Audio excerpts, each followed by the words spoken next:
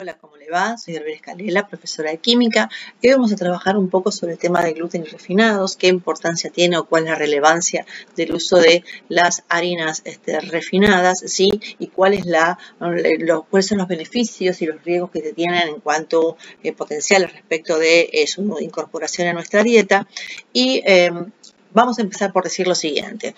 Las harinas refinadas son componentes que están absolutamente procesados. Entonces, necesitamos entender que hay ciertas condiciones que tienen o ciertas cuestiones químicas que tiene la harina como el gluten, que si bien son esenciales para mantener las condiciones del producto obtenido, también hay que tener en cuenta de qué manera lo regulamos en su consumo para mantener una alimentación equilibrada y saludable.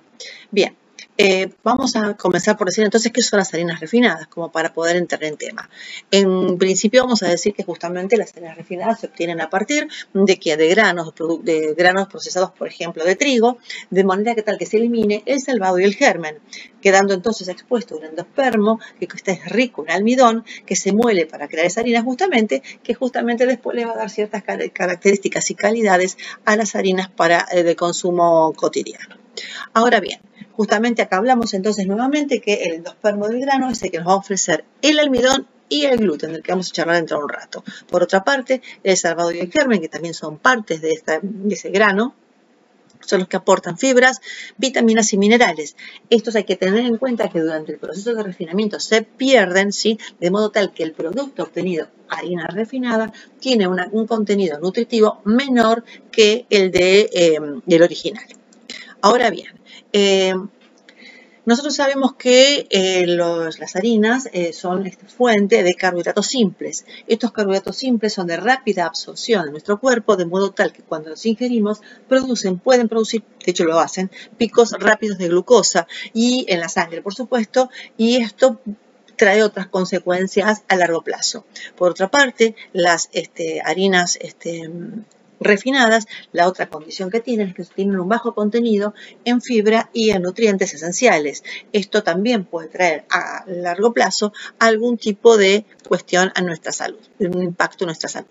Ahora bien, vamos a ver el tema del gluten. El gluten es justamente una proteína que contiene la harina, que está constituida por otras dos proteínas que son la gliadina y la glutenina, que tienen como condición, la característica es que brinda elasticidad y textura para las masas, ¿sí? Para ciertas condiciones que tienen que ver con la forma y la cocción de nuestras masas.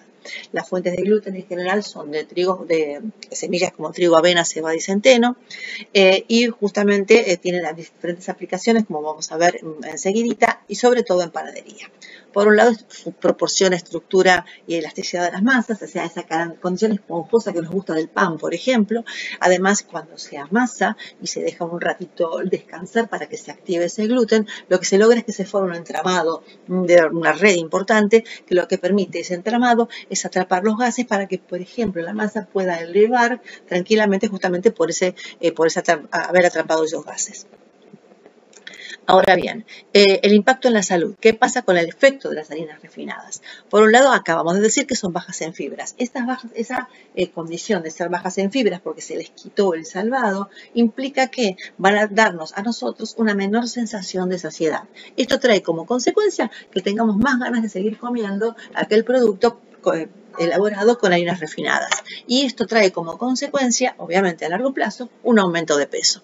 Ahora, ¿qué pasa? Por otro lado, el consumo excesivo de estas harinas, como se acuerdan que comentamos que generan picos de glucosa al haberlas consumido, puede traer con el tiempo trastornos metabólicos. Estos trastornos metabólicos pueden traducirse en, por un lado, la resistencia a la insulina, que es la proteína encargada de transportar la glucosa y meterla dentro de nuestras células, y por otro lado, a largo plazo también, transformar nuestra situación, en un tipo de diabetes tipo 2.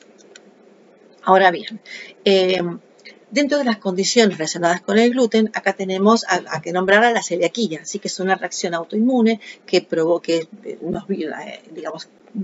coexiste con nosotros durante toda nuestra vida y que acá justamente es cuando nosotros, cuando las personas celíacas van a buscar aquellos alimentos que sean sin TAC, con el logo sin TAC. ¿Por qué? Porque sin trigo, avena, cebada y centeno, que son aquellos portadores del gluten.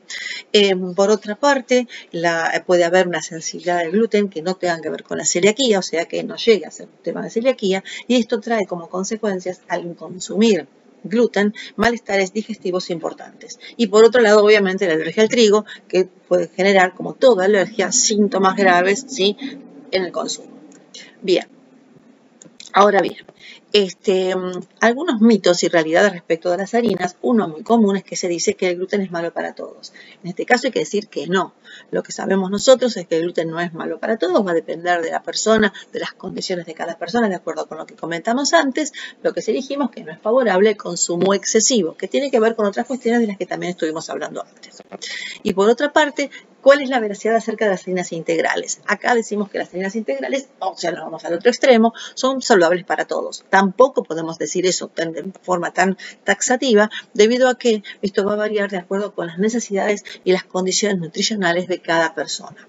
Por otro lado, las harinas refinadas, comentamos en un principio, pierden ciertos nutrientes, ¿se acuerdan? En ese caso, entonces lo que va a pasar, que van a ser fortificadas en este caso con hierro y vitaminas, pero el tema está en que simplemente se suple de alguna manera esa condición que tiene la harina refinada.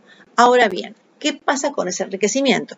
Acordémonos que se enriquecen porque pierden durante el refinado los nutrientes. Ese enriquecimiento va a ser con vitamina B y con hierro, como dijimos recién. Pero, ¿qué va a pasar acá? Aunque son menos nutritivas que las integrales, algunas pueden ofrecer estos beneficios adicionales, de acuerdo con lo que se está fortaleciendo. Sin embargo, hay que tener en cuenta también que a veces existen, ¿sí?, a nivel digestivo, efectos adversos provocados por ese enriquecimiento industrializado. Bien, entonces, de acuerdo con todo esto, ustedes saben, se conoce que el trigo fue modificado genéticamente, es una de las, semillas transgénicas, y que este impacto, o sea, se logra esta modificación genética para lograr un impacto directo en las propiedades de la semilla y por ende en los productos obtenidos a partir de ella. Entonces yo les propongo a ustedes ahora que de alguna manera vean cómo se puede relacionar esta situación de modificación genética de la semilla y por ende de las propiedades y por ende de los productos obtenidos con la cuestión de las intolerancias o de los efectos adversos que se observan en la actualidad por el consumo excesivo de harinas refinadas. Les dejo la inquietud y bueno, nos estaríamos escuchando y viendo en una próxima oportunidad.